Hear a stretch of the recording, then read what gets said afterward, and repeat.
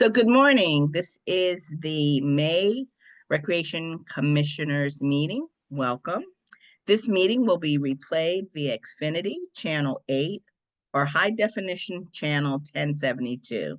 It may also be accessed via our Government Access Channel live video on demand archives on the Town of Barnstable website.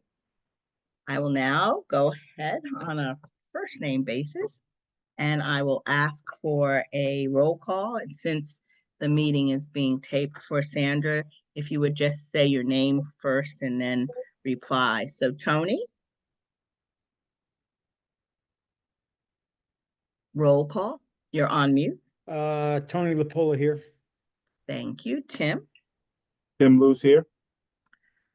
Jim, Jim O'Leary, present. and Renee, present. I will ask for a motion to approve the minutes from our last meeting. So moved. And do I have a second? Second. Any discussion on our March minutes? Okay, all in favor? I'll just again go through the roll call, saying yes or no. So Tony, Yes. Tim, Yes. Jim, Yes. and Renee, we approve the minutes for our March meeting. I will put off the voting for our nomination for the officers this year. And if Jordan is ready, I am going to jump right into the Barnstable Youth Commissioners report. Jordan. Jaden. Jaden. Yeah, thank you, Tim. My No worries. apologies. No worries. So the Youth Commission, most of our events happened in March. We had three main events that happened in March. We had the job fair, the youth summit, and the food drive. So for the youth summit this year, we had it at Four Cs. We've had it at Four Cs in the past, but last year, and I think the year prior, it was at the middle school. But this year we had it at Four Cs again, and it went perfectly. We got mostly good criticism from the teachers, with the exception that like their kids were acting up a little. We can't do too much about that, but it is what it is. We got mostly good criticism on that, having it at Four Cs. That was very positive. And we also had the job fair that went really well as well. We got, I think we had record-breaking numbers this year at the job fair, which was great to see. That went very smoothly, very well.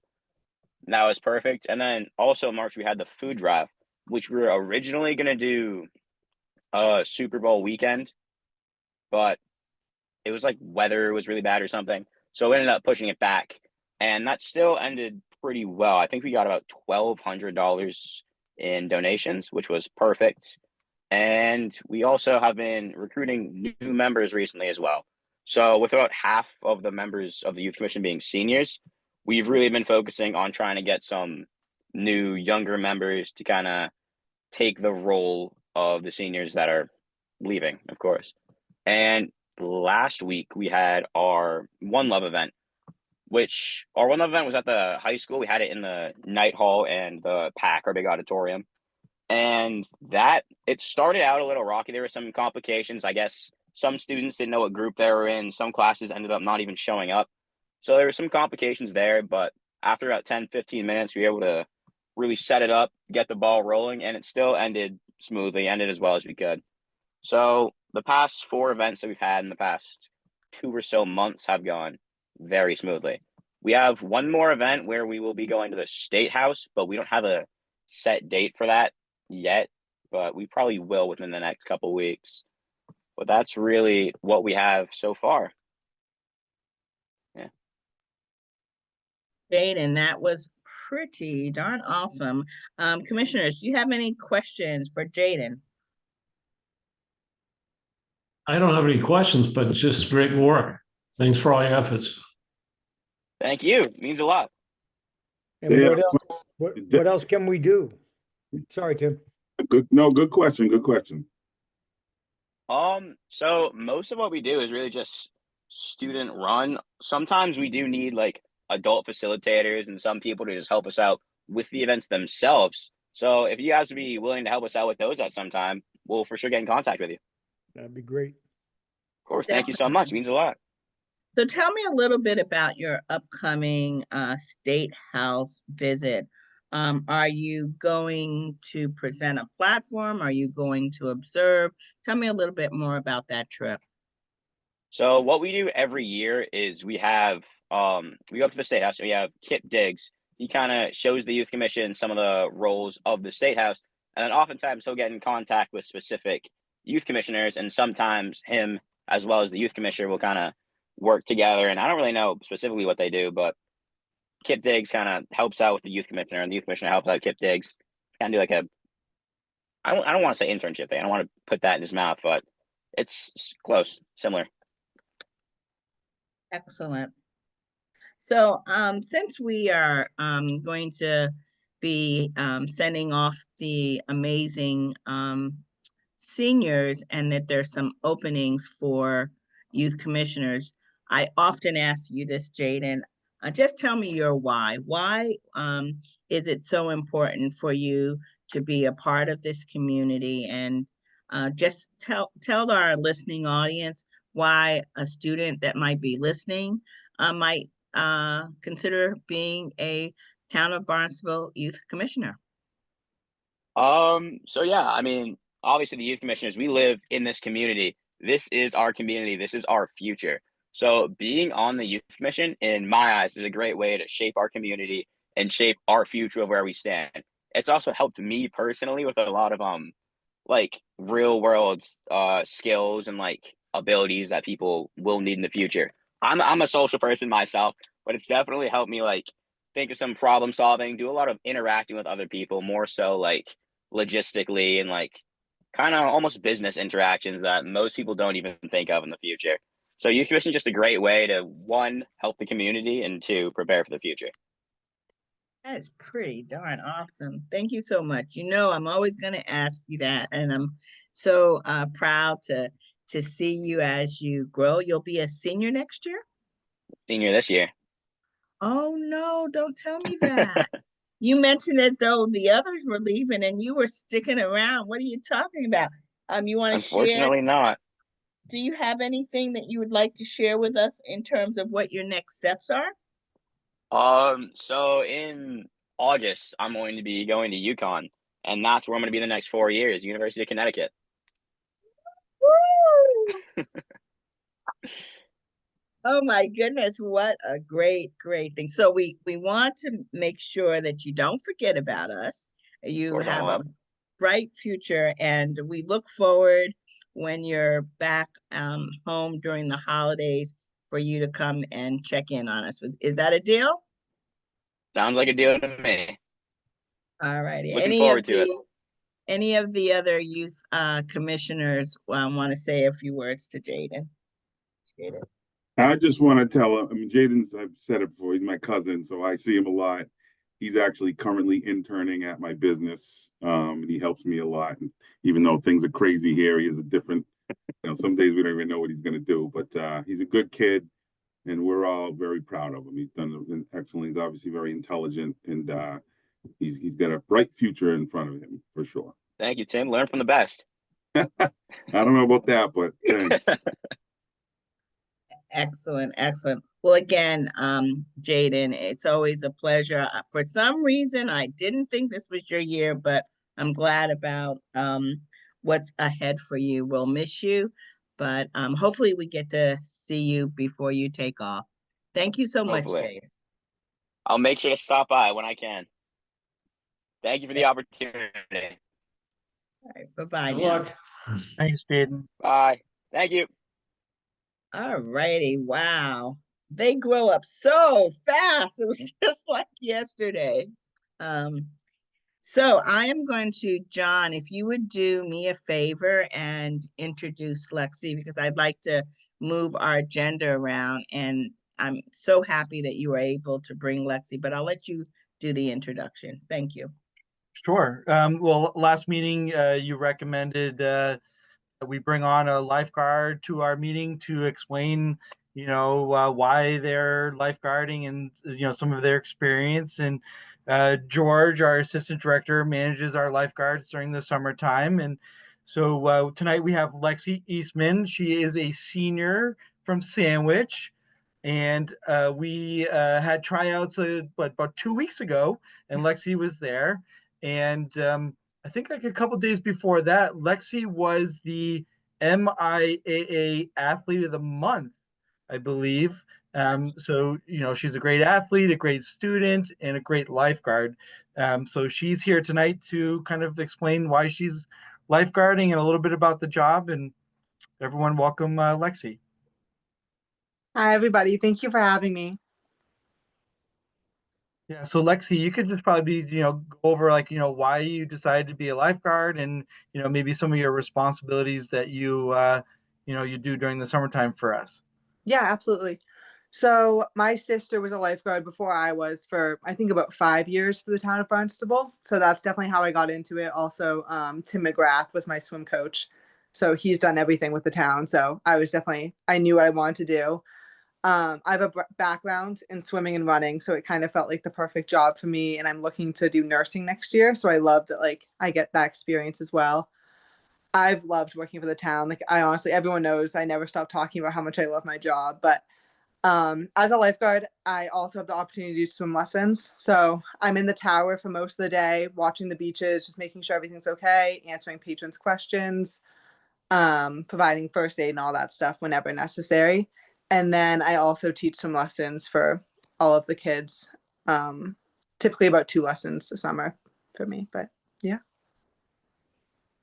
Awesome. Yeah, just so everyone understands, a lot of the lifeguards we get are through, siblings or word of mouth, because I don't think you find a lifeguard that hasn't really had a great experience. They all really get along and have a great summer. They're all very responsible young adults. They work hard. And this is the stuff kind of like Jane's doing for the Youth Commission. These are the things that are going to prepare them for the future, how to deal with, the public and helping people stay safe and enforcing rules and, teaching the young kids how to swim. So hopefully maybe those younger generations become our future lifeguards. So, Lexi and all the others just do a phenomenal job for us during the summertime. Awesome. Do I have any questions from the commissioners for Lexi? I have a question, Lexi. What year are you? It I'm, sounds like I'm a senior this year at oh Sandwich. my goodness, all the great ones. So can you tell me a little bit about what's ahead for you?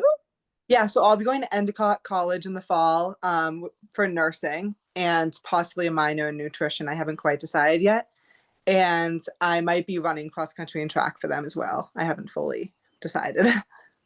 Well, that is quite awesome. And also a congratulations on your recent athletic award. Thank you. Very well-rounded. Um, Other commissioners, anything? Are you So I'm related to Aaron? Am I related to who? Aaron Eastman? No, I'm not. I think Uh, there's 2 Eastman families on Cape. I get that one a lot. Yeah. I'm sure. No, don't apologize. well, again, Lexi, thank you so much for our listening audience. You too might try swimming, might try consider being a lifeguard. It's a great leadership role. I think that it helps to um, round you out as a person. You have someone's life, in your hands. It's a huge responsibility, but it's very rewarding to see our young folks stepping up and taking on such responsibility. So Lexi, again, thank you for your service to our community and specifically your lifeguarding service. We really appreciate you and your team. Thank you. I can't recommend it enough. I mean, I love my job. So Awesome. Thanks Thanks for so coming, much. Lexi. yeah, of course. Thank you so much for having me. Yeah, thank you. Bye now. All righty, we will now go to tonight is the night to nominate our 2 officers, and that is the chair and co-chair. So I'd like to get a motion for the nomination of our 2025 chair. Do I have a motion? So moved. Motion is for whom? Oh, Jim or Tony or Jim. Somebody said it. So it's the motion for the chair. Who's the person? Who are we nominating? For the chair of the Recreation Commission. Why are we nominating? Yeah, right. Did we, Renee, didn't we do this last meeting? Didn't we? I think what we did is so we nominated everyone. Now we're just voting. Okay. I believe so, yeah. I get all confused. So for the role of the chair, it's for Renee M. King. I heard a motion and a second. All in favor. I will then go down the list again so that Jim, are you in favor?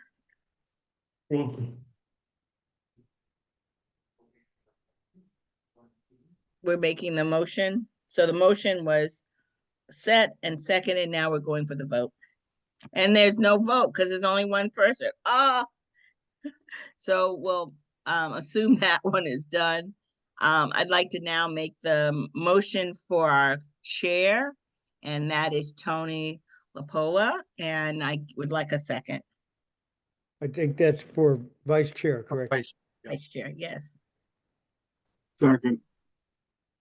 All righty, so all in favor, let's make it easy. Aye.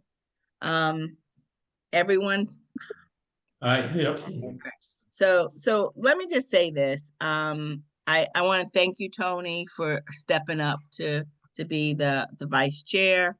As you know, it is an honor to be on the Recreation Commission, but what I'm looking forward to is shepherding you into the chair role.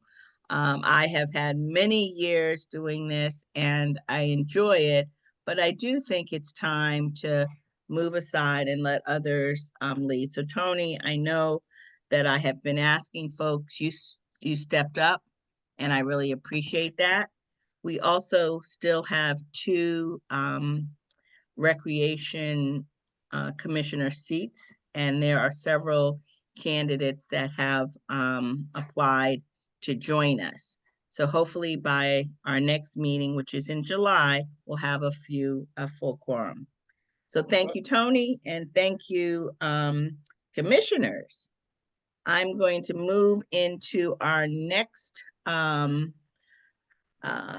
agenda item, and we have Tim Luce, who is the head of the youth sports. And Tim, would you please give us an update? Sure. So, yep, Tim Luce. I'm the owner, operator, president of Cape Cod Youth Sports. We have two kind of cornerstone programs, one being NFL Flag Football League, which we have been running since 2014. So we're in our 11th year. We only missed one season actually, which was the spring of 2020 with COVID, but otherwise we haven't missed anything. My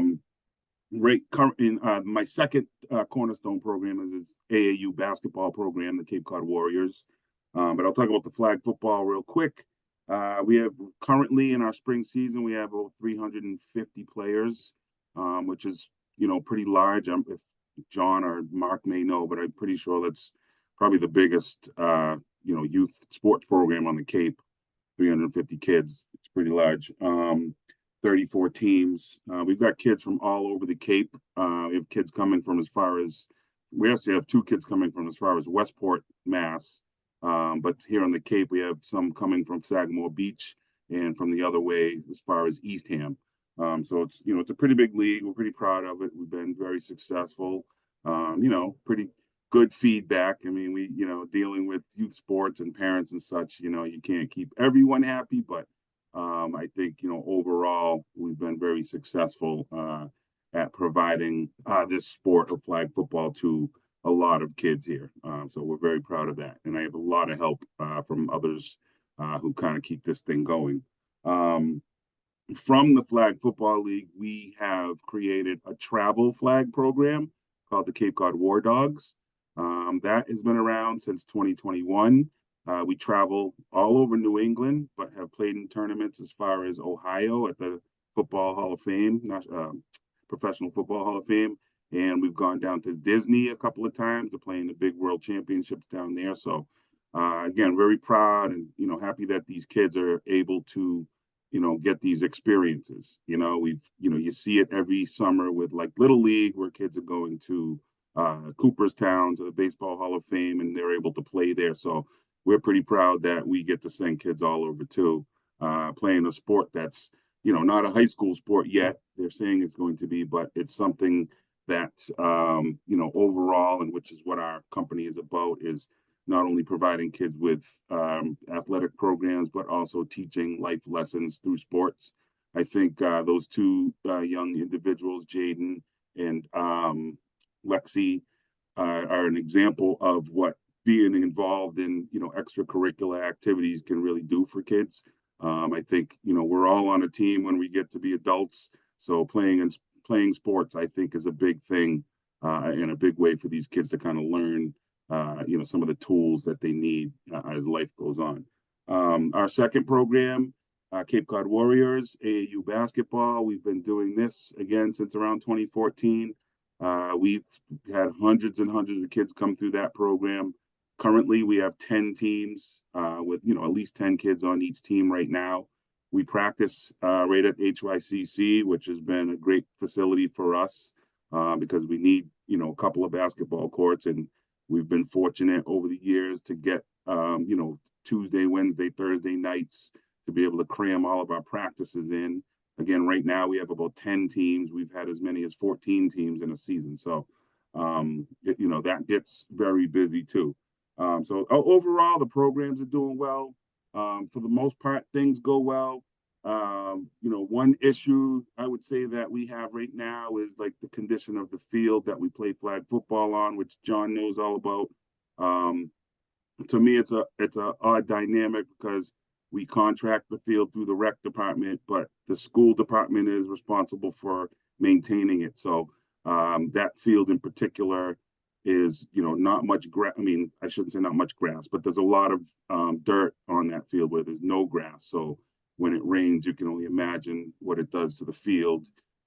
This, as everybody knows, it's been raining like every weekend up until this past weekend, really. So we've had to, we had to cancel the very first week, and then the second week we got about half the games in, and then John came down, and we had to get off because the field was dangerous. But it's something that I'm on a kind of a crusade about. I've spoken to the superintendent, Sarah Ahern. I've spoken with the town manager, Mark Ells. We have a lot of kids in our league whose parents are landscapers, and they've offered to maintain the field. But, there's some red tape with, needing to be a union type thing. So that hasn't been able to happen. But we're hoping that in the future, and not just for us, because that space is a really big space. I don't know if any guys, are familiar, but we've gone by it when we go to the pickleball courts, but it's a huge space. And if it had green grass, I think that, the town in general could utilize it for many things. There's a baseball field there, which is going to be difficult for them to play on because the outfield is mostly dirt. So it's just something that, I'll be working with, and I know people have tried before, but, with the program we have, that field in particular is affordable. Whereas, playing at the high school, it's really just not, which is where we were before. It's just, it's very expensive. So this surface or this area is great for us. It's just the surface needs, some help. And that's just one of the big things, costs, obviously, which everybody complains about, I'm sure. I know hockey, ice time is crazy. Gym time is expensive. So, in our efforts to try to continue to do these programs and provide these things for kids, it's getting difficult because expenses are so high. Not just with that. I mean, you're talking about uniform expenses and everything that comes along with it. So, but that's pretty much where we are. Again, we're very proud of what we've accomplished. I got a lot of great people working with me. I right now manage about 70 coaches between all those programs, so it's a lot dealing with different personalities and different coaching styles. And then, again, when you talk about 350 kids in one program right now, another 100 or so in another, you're also dealing with parents, which anybody, Mark, John, these guys have all coached and done things and know that it's not always the easiest thing because people have, agendas for their own kids. And, nowadays it's a really tough thing to coach kids and all the different personalities. So I give coaches so much credit and I enjoy working with them, but it's a lot. So that's pretty much all I have. I don't know if there's anything else. I don't know if anybody has any questions. Yes, Tim, of your 350 players, what is the age range? The age range is pre-K through 8th grade. That's a good question. So we have in the flag football anyway, it's pre-K through 8th grade. We have a pre-K to K division, which has about 4 teams. And then we have a 1st and 2nd grade division, a 3rd to 5th grade division, which is our largest. We have about 14 teams there. And then we have a 6th to 8th grade division. Basketball goes from about 5th grade up through high school. We have 5th grade, 6th grade, 7th, and then all the way through a couple of varsity teams, a boys varsity team and a girls varsity team, which are mostly Barnstable kids, which is cool for me because I'm a Barnstable guy and we all are. And it's really, really cool to see these kids that you've known since they were, young athletes, the pre-K, kindergarten, 1st grade, and then now they're, juniors and seniors in high school and seeing them excel. That's one of the most rewarding parts of it. Do I have any other questions from the commissioners? Yeah, Tim, first of all, congratulations on the number of kids that you're working with. That's just wonderful. You have 70 coaches. I have 2 quick questions. One is a logistical. I may have missed this at the beginning. The field that you are speaking of, can you tell me what field again that is? So you know where Barnstable United School is, right across from the dump? Yeah. So in front of the school is a large area. It's you can see it from Barnstable West Barnstable Road when you drive by. It's a large field. Okay. With our flag fields, they're 70 yards by 25 yards, and we can fit 4 of them on that space. We could probably put 5 if we wanted to. So it's a great space. It really is a great space. It just would be great if it was in better condition. Anybody can tell you that it's it's just not. And one question about the coaches. Are there volunteer coaches and paid coaches, or how does that that's a large number of coaches to manage and then with flag football they're all volunteer. They're all volunteer. What I do is if a guy male or female is coaching a parent, I will give them like the head coaches, their kid plays for free. If they're assistant coach, then we give them 50% off. With basketball, most of the coaches are parents. We have a couple that are not parents. So the ones that are not parents, we pay them, pretty much the equivalent to what if they had a kid playing. So the coach that has a parent, kid plays for free. If they don't have a kid, then they pretty much I pay them what would be the equivalent if they did have a kid. Got it. Thank you. No problem. Any other questions for Tim? The standard question here, Tim, is how can the recreation commissioners help? I would love it if, when we start doing our tours and such of facilities, if we look at some of the surfaces, again, I just point to that one because I'm there. I'm sure there's others that could be, kept up or maintained a little bit more. Again, the logistics for me are weird because that's, even though I talked to John about contracting the field, it's not John's job to maintain the field. It's the school department. So I think it's a little bit, tricky with us. But I would love it if that we kind of got that into our, into our agenda, and we could figure out how we could get the town or the school department to maintain that field. And I'm sure there's others, but again, that's the one I'm on and I know better than others.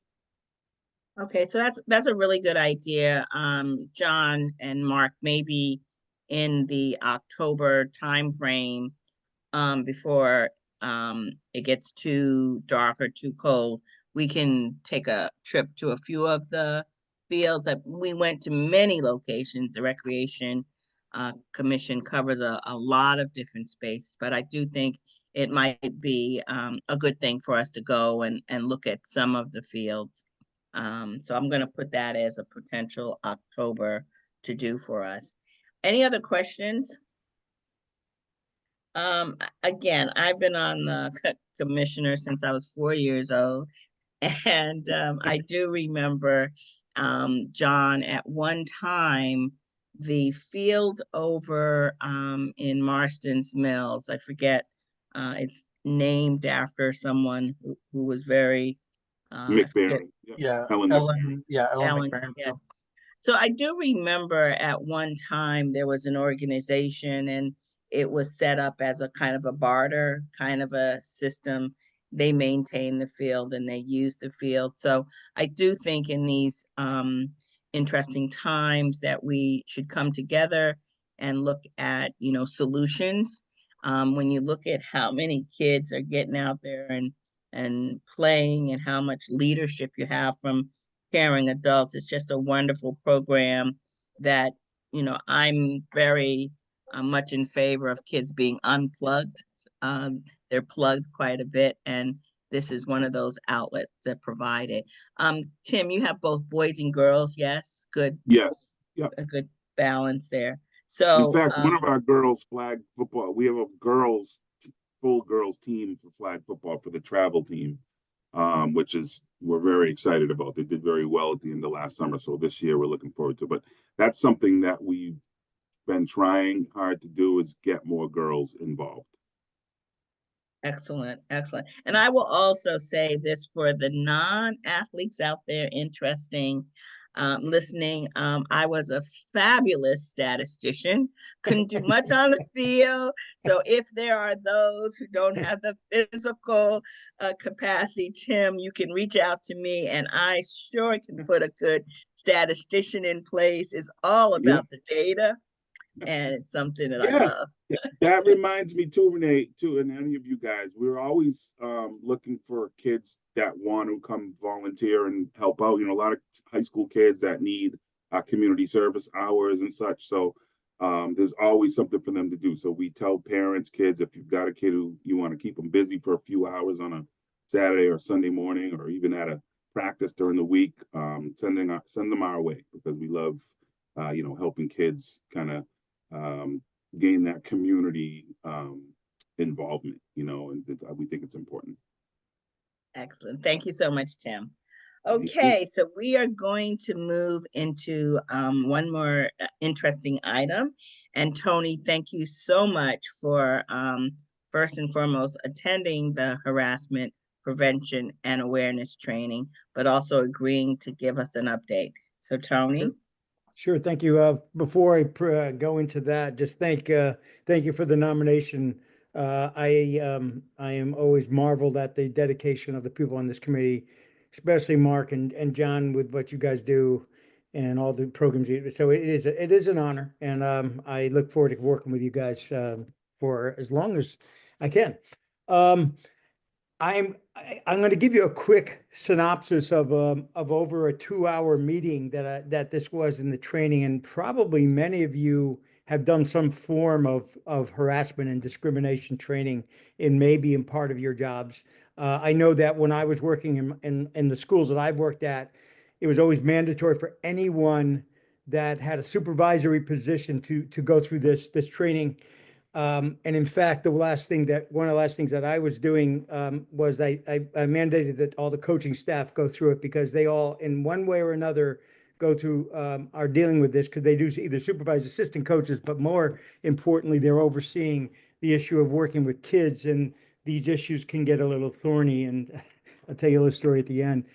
2-hour program, 100 and something slides. I'm not going to go through every slide with you. You're probably very happy about that. But I came away.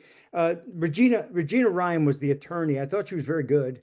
And she worked with many towns in these situations, and she was very matter of fact. She told you the way it was, and the one thing that I heard from her is that a couple of things: common sense a lot, use common sense.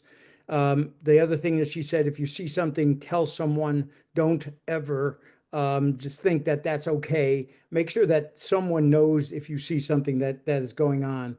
I have three. I came down to three takeaways, which I'll share with you this tonight, and which I thought were important that she spent some time with. First one, she really specified, and you probably have heard this term before, of protected classes.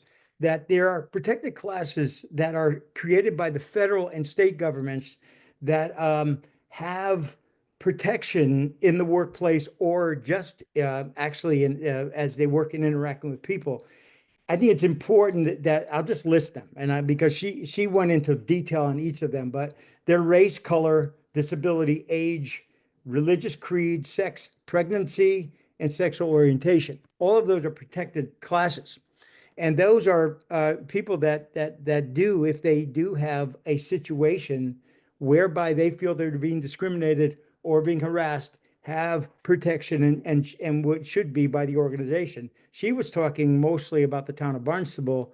I'm not a lawyer. I'm not going to get into that, but I do think that it's important that we hear and understand that they do have this protection. She then spent a good amount of time and I don't know, and people working in schools really have heard a lot about this, called microaggressions. Microaggressions they're either verbal or nonverbal behaviors that occur every day that could happen that somehow degrade specifically someone in one of those protected classes. And these microaggressions are often, is the interesting thing about this, the person that is committing a microaggression often does not think he or she is doing so because it's been sort of part of who they are. So that as you're looking and thinking about microaggressions, a couple of examples that she gave, saying to an Asian American, your English is very good, is a microaggression. And that on a regular basis could be seen as an harassment. Sexual innuendos or jokes are never right, and they never should be done. Invading someone's personal space, hugging when someone doesn't want to be hugged, any kind of touching, those things that if the person gives a sense that you're doing that, that should stop. Use of terms like babe, hun, sweetie, to another group of people could be seen as a form of harassment, and then that's something that you just have to really be careful of. And I know that she gave an example of a town that she worked with. She didn't tell us the town, but the chief of police was there for a long time, and his style was very, very informal and very touchy. And a couple of female employees, a male chief, a couple of female employees in the police department brought that to HR, and eventually he was told you should change that. And he says that's my style. Didn't change it. They had to do some issues, and there wasn't that what is that overt, but it was repetitive, and it was after he was told about it, which is kind of interesting. I think the last thing I share with you is the thing that she said. I only have added this in my presentation in the last 5 or 10 years, and she's been doing this 25 years. And she called it the generational divide. And she says this in the workplace, and something that I've done some work with. There's two sociologists that were famous for inventing the naming of generations. Their names are Howe and Strauss back in 91. And if you know these, they're the boomers, they're the Generation X, they're the millennials, they're the Gen Z. And for us to all know now, there's a new one. It's called Gen Alpha.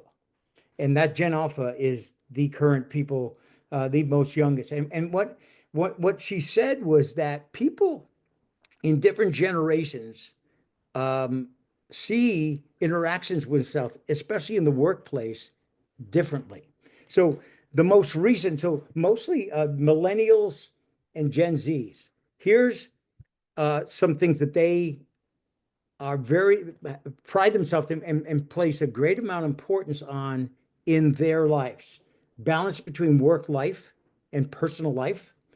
Uh, the value in a hybrid or remote work conditions, non-traditional flexible schedules, focus on mental health and mental health programs, and that people, and I will be very honest right up front, I am a boomer, and my sense of workplace structure is very different.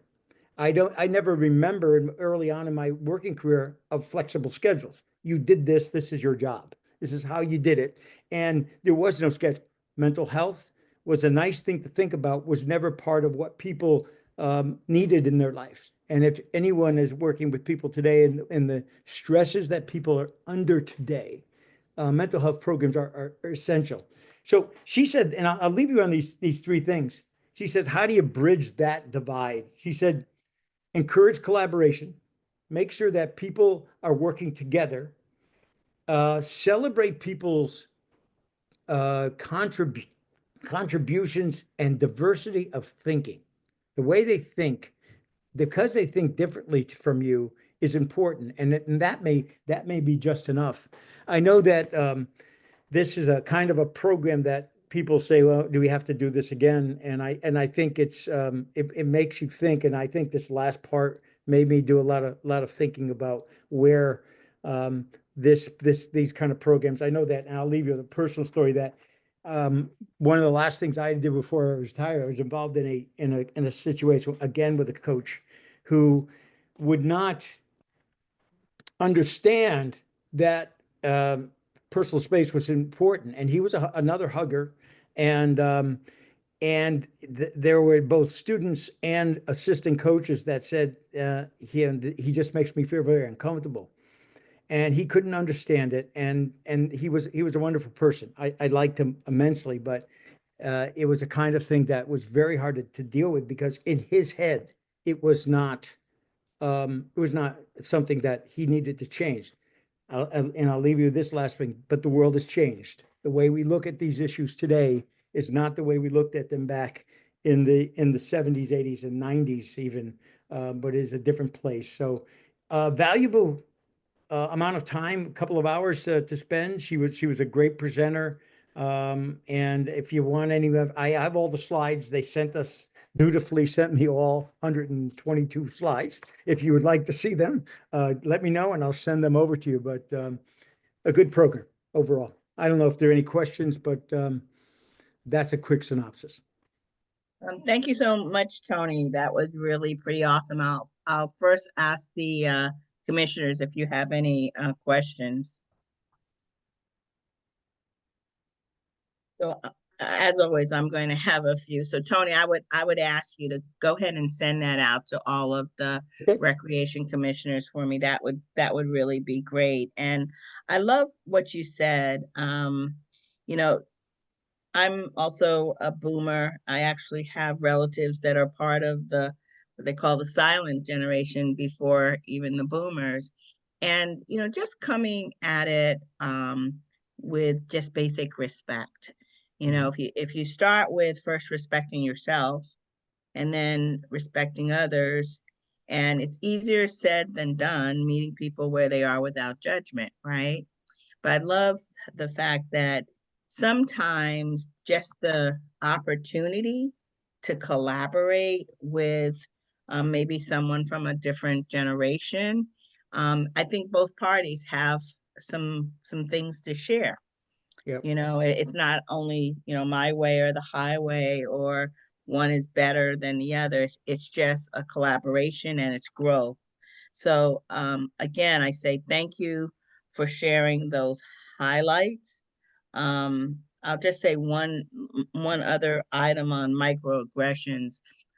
You said something that very often the person doesn't realize that what they're doing is an aggression, and the person who receives it doesn't realize that they don't understand. So if we could just, communicate and collaborate, and I would say, not being so sensitive, right? If we could just say, that, if people could express themselves without being judged for doing that, I think we would be so much better off. And the fact that we are working with the generations to come.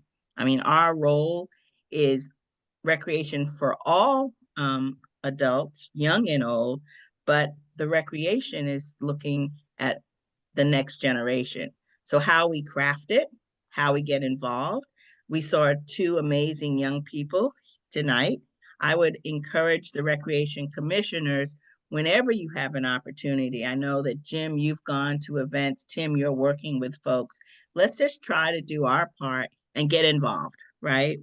And all of these generations, some of them scare me, but I'm willing to get out there and listen and learn. We have some great knowledge to share with them, but we also have some things to also learn. So thank you again. I'm so glad that our town did it, and you summed it up quite nicely.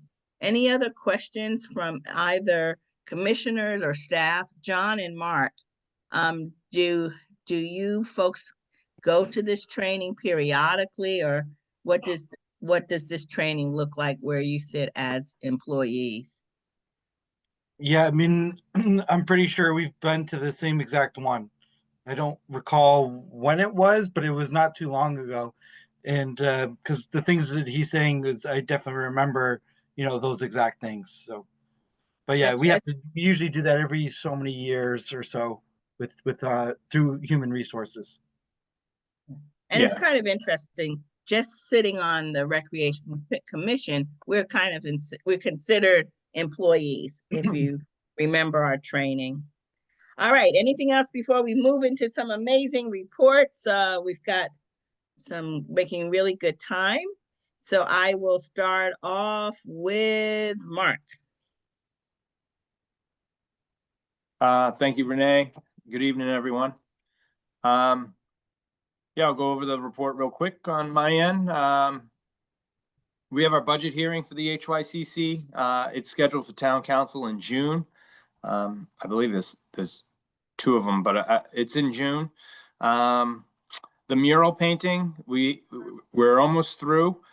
We have an unveiling party on May 17th from 2 to 4 p.m. That'll be at the track, and I think around the cafe area. We'll do some refreshments and so forth. That's the mural that the Cordial Eye group is putting together up on our track. We sent out our three largest ice user groups. We sent their practice ice user agreements out for next season. That's in their hands, and we expect them back by the end of the month, hopefully signed off, and they'll have their the majority of their ice scheduled for next year by June. And further ice news, our Kennedy rink is being melted right now. It'll go down for this whole month. Hopefully we'll be up and running June 1st. We'll repaint it. We'll add some new logos for some new advertisers. And we'll be rolling that out June 1st, like I said. Cape Cod Chowder Cup is our last, or kind of, I don't want to say last because it's kind of in the middle of the year, but it's our only hockey tournament over the summer. It's about 10 teams of women, and I think they have 4 teams in a 50 and older men's division. That'll be back June 20th through the 22nd. And our spring Learn to Skate program is finishing up. We had over 50 children participate in this last go around. We have some new skating instructors. I think they're helping the program grow, at least kind of solidifying some kind of gaps we had possibly with some of our teaching. And we anticipate a new summer session rolling out on July 12th. On the gym and youth center end, our spring track program is ending tonight. We have a few children this weekend that'll travel up to Gordon College for our track competition. Steve Headley heads that program, and he's building upon these 2 sessions he ran over the winter and spring. Hopefully we'll be rolling out bigger and bolder programming come next school year. June 13th, we are planning an end of the school year dance for that Friday. Jackie Keeney, our program coordinator, will be teaming up with Steve Headley, and they'll be running something out of our gym that Friday. Indoor pickleball, that season has ended. It's ending this week. And our skate park has opened, April vacation it opened, and we'll be running that through November. And that's all on my end. What Any age is the dance that you have on? You said June the what? It'll be June 13th. It'll be for middle school age, or I guess intermediate school age, for the BIS school age group. Okay. Thank you. Thank you. Any other questions for Mark? It's quite a full agenda. And I'm really glad, Mark, to hear about the skating classes and seeing that grow. I can remember there was a time that every elementary school student had an opportunity to learn to skate. So just to see that program building back up is great news. All Thank righty. you. There are not any other questions. I will go to John for his report. All right. Good evening, everybody. So my first thing was also the budget hearing. It's scheduled for, I think, June 5th. And if they can't hear us that night, then I think we fall to the next meeting on the 12th to approve our budget for the next fiscal year. Coming up middle of May, I'll be attending the Cape and Islands MRPA meeting. We get together with all the other rec departments on the Cape to see what's going on with each other, help each other out, solve all our problems in a couple-hour meeting. I think there's been a lot of turnover in some other towns, so it'll be good to get to meet some new staff from different towns throughout the Cape. Last, kind of administratively, we will be updating user agreements for the Katua Kettleers in the Highness Harbor Hawks. So to kind of touch back, when Tim was talking, we do have some various groups that we do, partner with, where the organization will take over like a maintenance of a field. I like the Kettleers, the Harbor Hawks, Barnstable Little League. And then in the past at McBaron, the travel soccer program used to do that, and then they left. And then the travel lacrosse used to do it for a little bit, but they don't do it anymore. They just straight rent the field. So it's something we could possibly do in the future with like football potentially. Aquatics wise, we're heading into the major aquatic season. As we've been talking about all year long, parking permits are on sale. Would love people to buy them online or through the mail. We've roughly sold about 12,000 to date. And usually we do anywhere between 20 and 22,000. So in the next 2 months, we'll be doing about 8,000 worth of parking permits. So that's why we really try to encourage people to do it early, so it's not this before the season rush. Because if you wait too long, then you have to wait longer to get it. So hopefully people will hear this and start applying as soon as possible. We have 2 more scheduled lifeguard tryouts coming up this weekend on May 10th and then on May 31st. On the town website, there's positions posted and are available to work for us this summer. We are still looking for people to work at the beach and other programs that we have going on. We open up some beaches, our main beaches. We open up Vets, Calmus, C Street, Colville's, Craigville, and Dallas, starting on Memorial Day weekend on the 24th. And we are open all weekends and holidays through June 20th. On June 21st, we open up 7 days a week with staff. Let's see. Not too long ago, I went to the Conservation Commission and got an RDA to allow me to put down Moby mats at Dallas Beach. So that what those are blue mats that make it easier for people to walk on. So we are in the process of buying think about 150 feet worth of mats. And the next day I went to the Disability Commission meeting and they approved to pay for them. So I'm really excited about that. And we're going to try to install some more at one other beach, most likely Calmus this summer. All to the thanks of the Disability Commission. Let's see. Another some exciting news is every year I go to the JFK Memorial Trust meeting to seek funds for our sailing program. And one new idea I had this year was to get money for scholarships for kids in town to access sailing for free. And I received 12 scholarships. And those applications are available now online. The application's available in English, Spanish, and Portuguese. There are some qualifications to the scholarship. You do have to qualify for financial aid, and you do have to be able to pass a swim test to be able to participate. In this program. So if for some reason we don't get enough kids because of some certain restrictions, like maybe they can't swim, we might try to flip the script and maybe offer the swimming lessons instead, so we can teach the kids to swim and then sail. So we'll see where we go from there. But we just want more kids to give the opportunity to get out there on the water.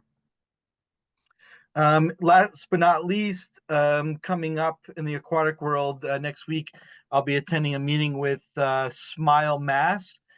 Smile Mass originally donated those surf chairs. So those are the chairs that you see at our beach that can push people that have some, disabilities or issues walking on the sand. It's tough. You can go in those chairs. They can go in the water. They donated, I don't know, 8 to 10 of those to us a long time ago. And we still work with them. They provide us some parts to fix stuff. They help us out when need be. And lately we've been purchasing through our budget on our own. But now that we're starting to buy some more mats, we'd love to maybe work with them for them to purchase some more mats for us to further that accessibility to other locations. Recreational program wise, we had our summer leisure program registration, and not too long after that opened up, we are full. We have 285 participants, so we are fully enrolled. We do take wait lists in case kids come off the out of a program, but we are full. Our summer program registration is coming up on this Wednesday, the 7th, for recreational programs and stuff that the HYCC has going on. Our big minor and major league softball league started earlier in the spring, but they start their games, I believe, I think it was the minors had their first game tonight. They're probably playing right now. So hopefully they do well. And the other league plays, I think, on Wednesday or Thursday this week. So when I get a chance, remind me if you want, I can send you the schedule and you could check out. They play in Osterville 2 nights a week, and they play in West Barnstable at Lombard Field. So if you'd want to go check the girls out, that'd be great to see you out there. All our other spring programs are underway and are going well. And as Mark kind of transitions out of the indoor pickleball at the HYCC, our outdoor pickleball ramps up with a lot of free open play and pickleball lessons that are starting. So that's kind of it for my report. If you have any questions, be glad to answer. Any questions? That is some really great news, John, especially those mats and making the pool accessible for everyone. Any other questions? I'd like to again thank the Disability Commission, and in particular Paul Logan, the chairperson, and Patty Erickson Taylor, who's been a great support and advocate along the way. So I really appreciate them. And John, they might be someone that we think about inviting to one of our fall meetings, because again, I just think that is something that is great about our beaches. It's the accessibility. Yeah, I want to say it was last year, 2 years ago. We thanked Paulo around the Thanksgiving time for his contributions from Polio's Pizzeria for all that he does for our recreational program. So this could be kind of something fitting along those lines. I really think that would be really great. Can you give the announcements again for the lifeguard? There are some trials coming up. Sure. Yeah, we have lifeguard trials coming up on May 10th and May 31st. We start off at the YMCA of Cape Cod and we do a swim portion of the tryout. Then after that, they come to the HYCC and we give them a written test. They show us their CPR and first aid skills, and anyone new, we give them a quick 5 to 10 minute interview to get to know them well. But no different this year. We are in need of lifeguards. Um, currently we have roughly about maybe 60 to 70 potential lifeguards coming, which is kind of close to where we were last year. But the kids still have to go through the process and pass the tryouts and, to be eligible to work for us. So, the more lifeguards that we can get would be appreciated. So anyone out there that's looking can reach out to myself or George Noonan, our assistant, director. And we'd love to have some more people of any age that would like to be a lifeguard. John, how And many lifeguards would you like to have? Pre-COVID, we were 90 to, I think the highest year was 105, I believe. So if we fully staffed like every location that we can, we'd be about 90 to 100 lifeguards. That's where we were. There was a time where we would not have any openings, and we'd have to tell kids that hey, if you want to be a lifeguard, go work for the town of Yarmouth or Sandwich or Mashpee, because we just didn't have any room. And it was great. We could take the best of the best, and not to say we don't have the best of the best now. We won't hire someone if they're not qualified and can perform the job. But when there's competition for it, it was good. But yeah, we could use more. But again, we're not going to hire someone that cannot fulfill the requirements. So these lifeguards need to become prepared, ready to swim, and ready to show off their skills. So I want to ask one other question. This is probably for both Mark and John. What are some of the other summer jobs that are still open for our youth? Mark, you can go first. Currently, like the HYCC, as we kind of may know, we slow down a bit. So unless somebody, right now, we're probably looking for 2 or 3 more people for summertime stuff out of the gym. And if there's any interest by anybody, they could surely reach out to myself or Steve Headley, who is the youth center manager, oversees the gym. But probably looking for 2 or 3 more people to help with summer volleyball league and a few other leagues that go on during our nights. Okay, thank you, Mark. And John, some of the other jobs that people may not be familiar with, the bathhouse, etc. Yeah, so I believe we still need a few gate attendants. So that's 16 years old and older to check stickers, collect money, customer service, greeting people as they come to the beach. I think Kelly's close, if not all set with beach aids. Those are usually about the 14 to 16, maybe 17-year-old that will walk around from 12 to 5 and empty trash cans, pick up trash on the beach, help out in the parking lot when needed, just as a general overall help.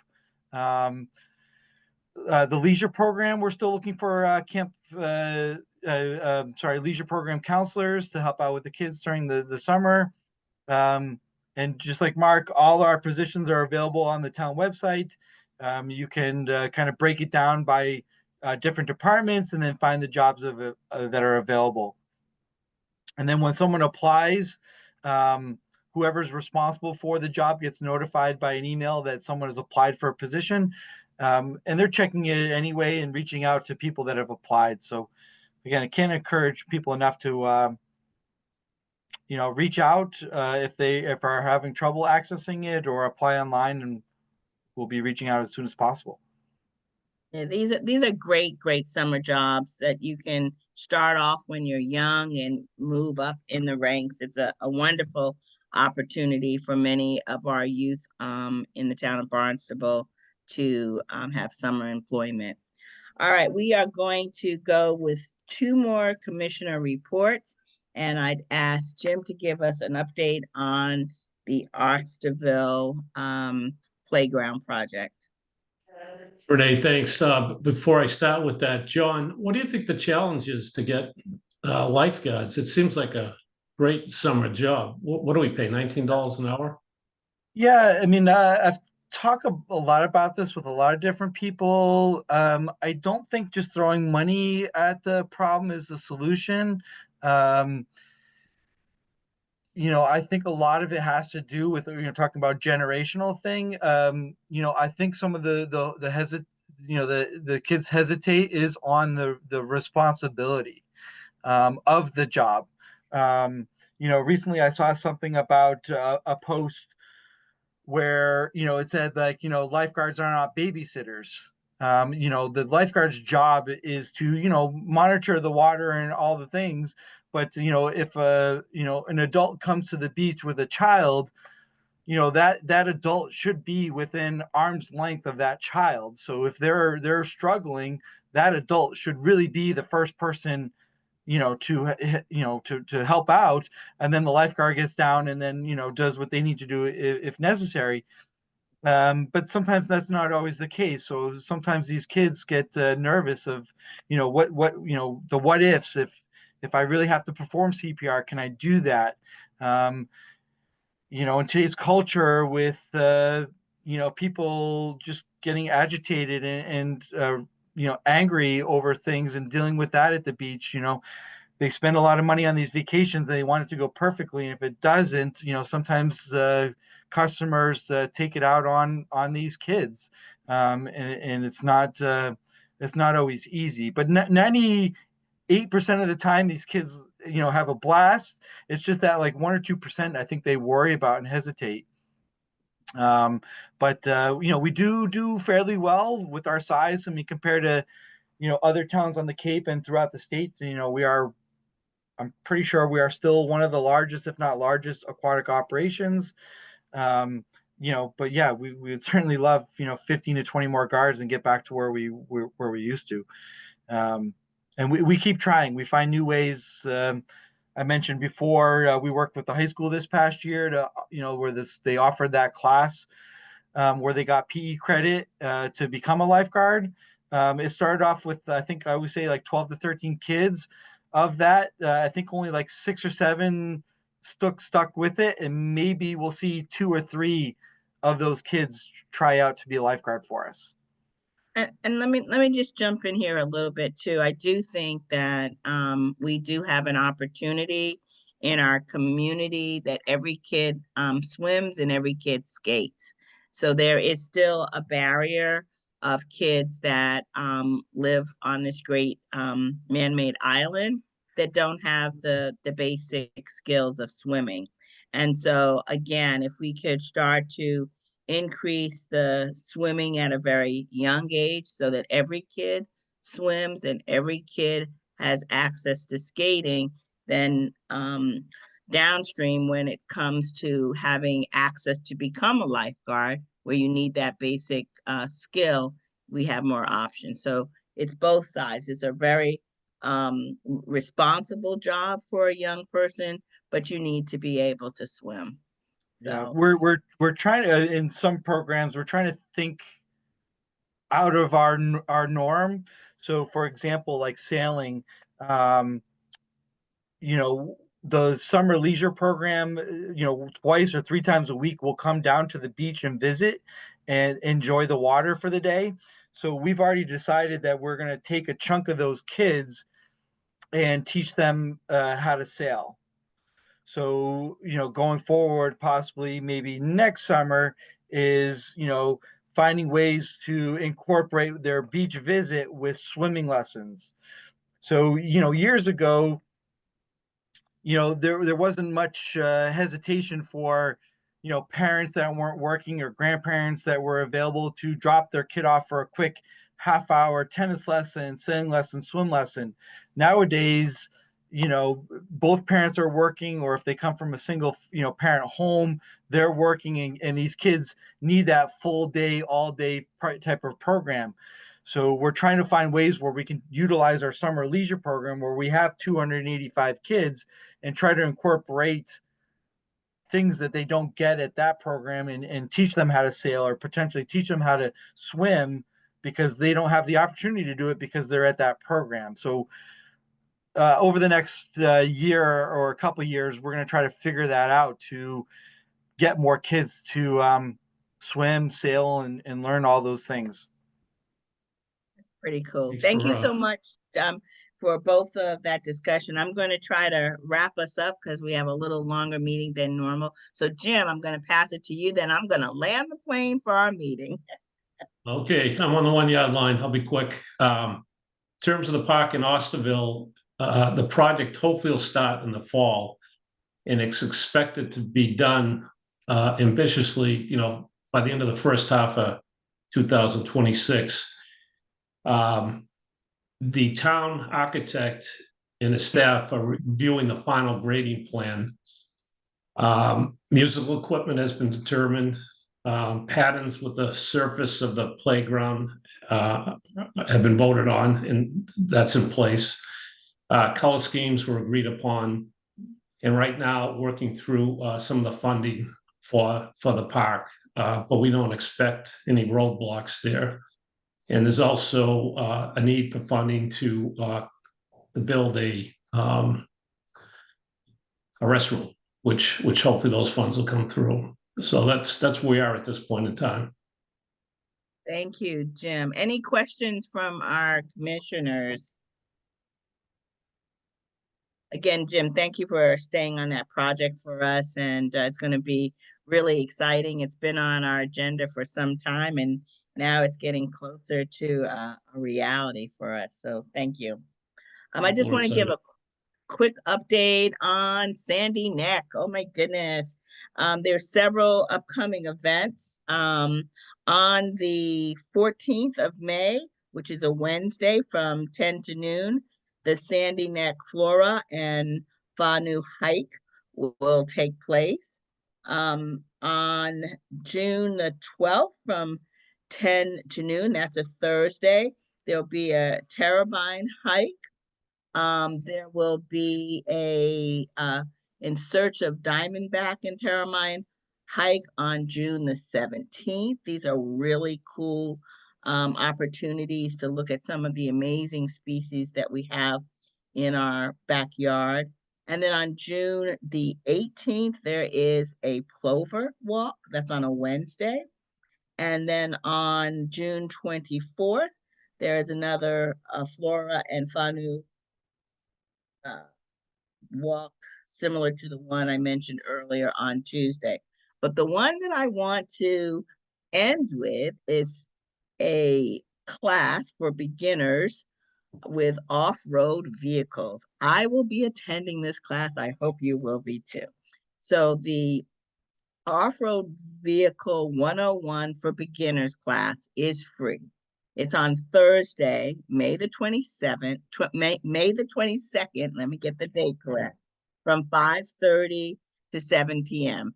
It's free, but you must pre-register. So that's the Off-Road Vehicle 101. And if you've never taken your car out on the beautiful Sandy Neck Beach, or if you've never visited this beach in the summer, it's one of our local treasures.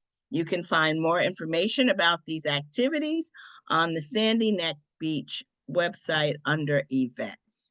Any questions?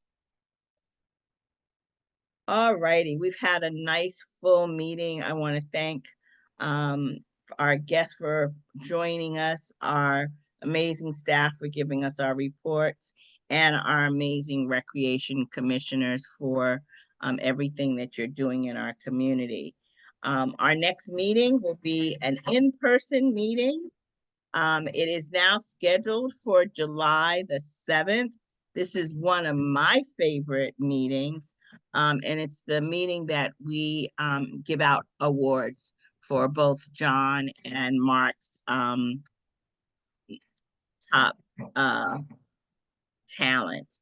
So if there aren't any other questions, I will ask someone for a motion to end our May Recreation Commission meeting. Renee, So just real moved. quick. Okay. Sorry, didn't mean to cut you off. Go ahead. When will the new commission members be added? They will hopefully be on board by July. So I have been working, I know that there's several applications that are in play. They have to go before a nominating committee. And soon as that is done, they will then be joining our commission. So I know of 2 applications that are in. They just have to be processed. Okay, thank you. And I'm pushing every month to see if we can get them in by our next meeting, which is in July. All right, anything else? Again, thank you. I'll take a motion to close our meeting. So moved. And a Second. second. All right, all in favor? Aye. Aye. And again, thank you, and I look forward to seeing everyone in July. Take care.